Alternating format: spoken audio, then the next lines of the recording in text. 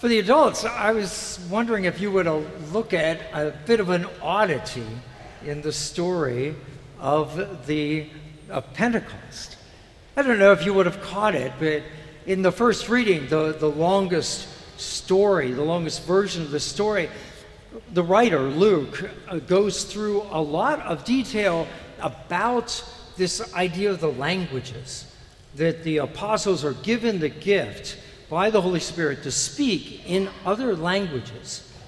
And to make the point, he goes through this long list of places where people are from so that you and I would appreciate that the apostles have this ability.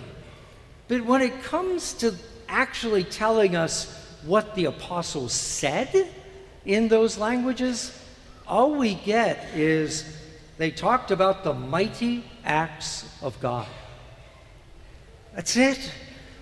And I would think it'd be really interesting to know what they actually said in those languages. Mighty acts of God, it could mean a couple of things. Certainly, they would have all known their history, the history of the people of Israel.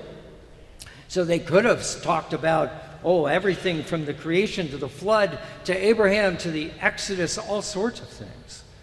But I am wondering if they chose not to do that and talked about the mighty works of God that they had witnessed and had been done in their lives. Because you may remember from last week, one of the last things that Jesus teaches them and tells them, he says, you're going to be my witnesses. That's the word he uses, witness. And you can only be a witness about things that you have seen and heard yourself. You're not really a witness to history that happened long ago.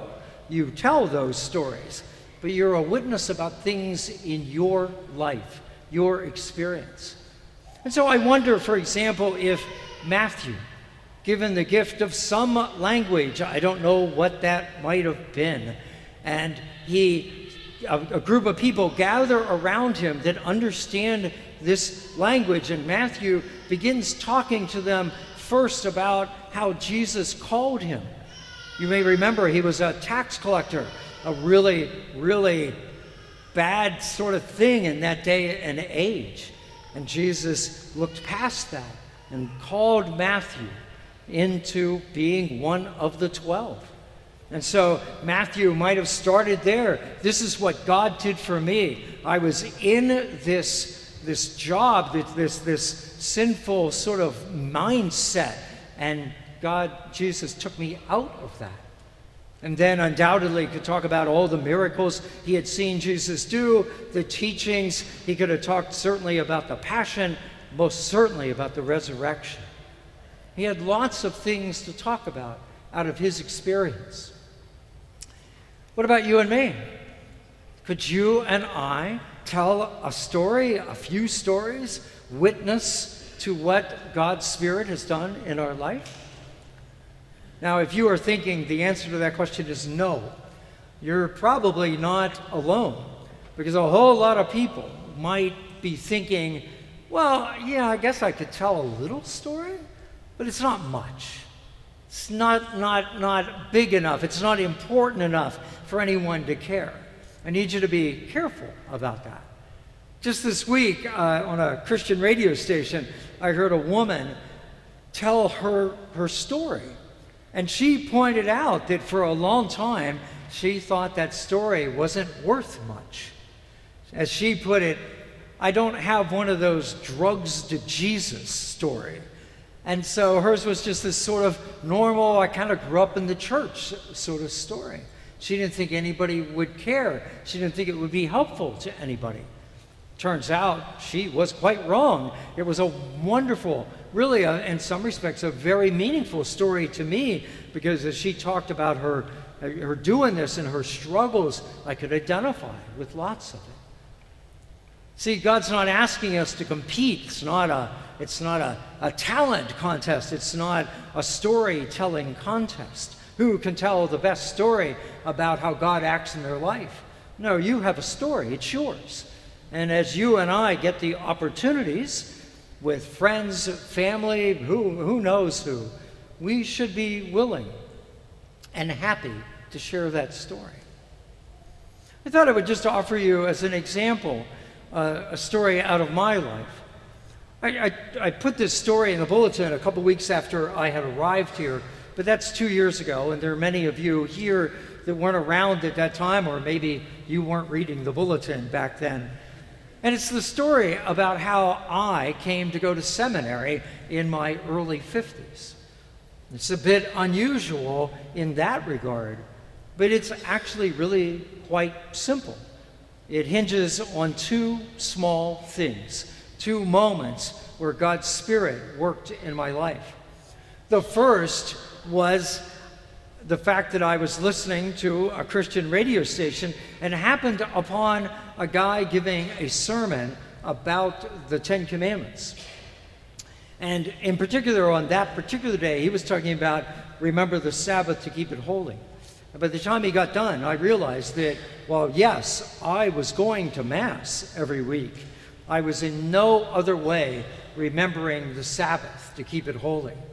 I was going to Mass, and then I was going to work. And that was sort of my routine. I was basically working most days of the week. And this minister convinced me that, I needed to do this differently. And so I rearranged my weekend and got 24 hours in the weekend where I was going to be just a chance to recreate.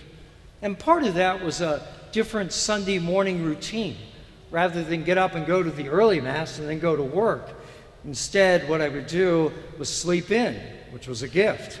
And then I would cook a breakfast, which was also a gift.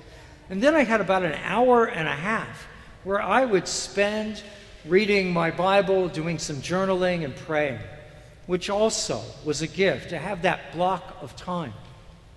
And then I would go to the noon Mass, the last Mass, at that parish where I was at the time. It turned out to be this really wonderful Sunday morning. The other sort of little story is simply that I met up with my financial planner one December. And this couple who had been helping me manage my money for years, pointed out to me that I was just a couple years away from being able to retire with full benefits from Tampa Catholic, where I'd been working for, at that point, like 27 years. And the woman said to me, I don't think you want to stop working. That doesn't strike me as what you're about. But I just wanted to let you know you could, if you wanted to, go get some other job. Do something else, maybe something you've always wanted to do. Return to doing youth work, for example. And you could take that salary and your retirement, she said, you'd be doing quite well. I was really intrigued by this. And so I decided that year, that spring, during Lent, that's what I was going to do. I was going to discern this. I was going to turn to the Lord and say, okay, God, this is interesting. You've got me to this point in my life that I might be able to do something else. What is it you want me to do? And about 3-4 weeks later, into Lent, that Sunday morning routine I had adopted. I had finished my journaling and I was in a bit of a deep moment of prayer. And I had this thought just suddenly appear in my mind. You should be a priest.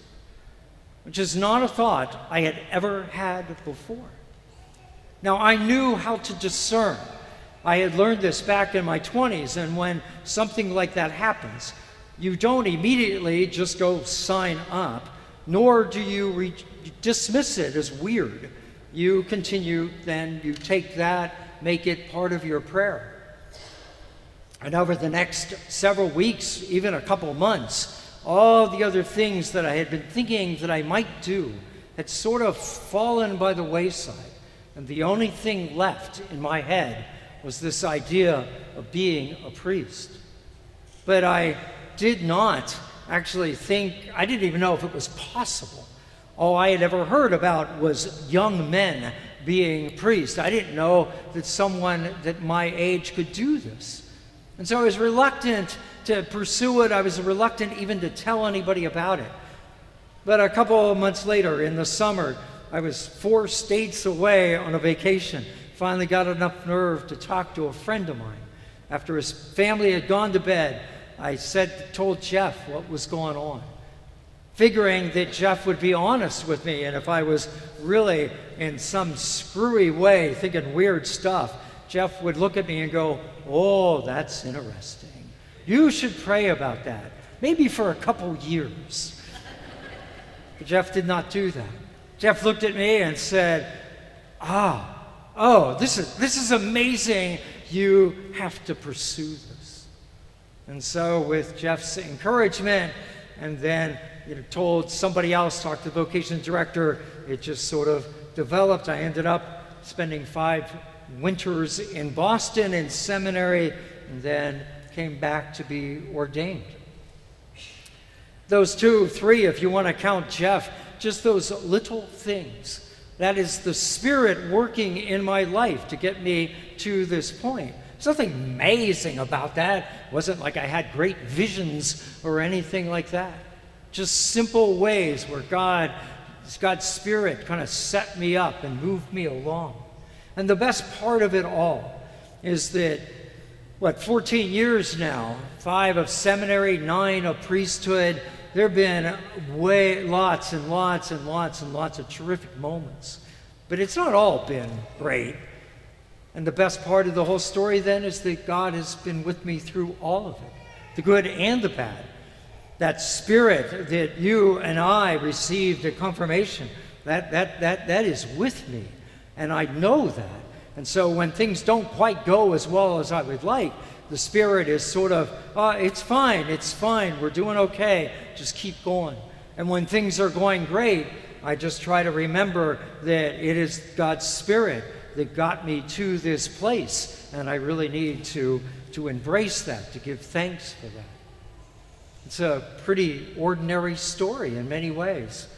And I tell it to you because I want you to make sure you realize that your story, whether you think it's ordinary or not, is a good one. It is God working in your life, whether God has been working for a long time in your life or even just a little bit. God is working in your life. I encourage you to think about that. Get that in your head so that when you have the opportunity, you, like the apostles, can talk about the mighty works of God.